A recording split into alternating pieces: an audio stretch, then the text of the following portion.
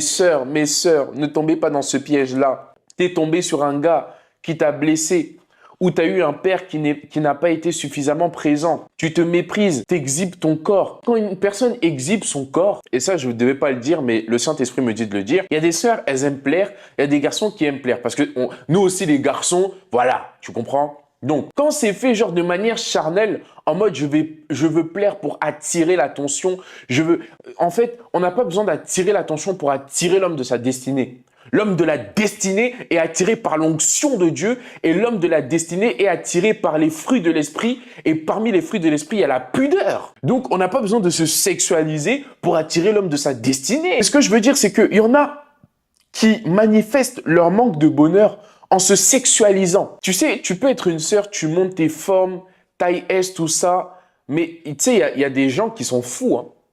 Moi, quand je dis aux sœurs de bien s'habiller, c'est pour elles. Il y a des gens, ils se masturbent en pensant à vous.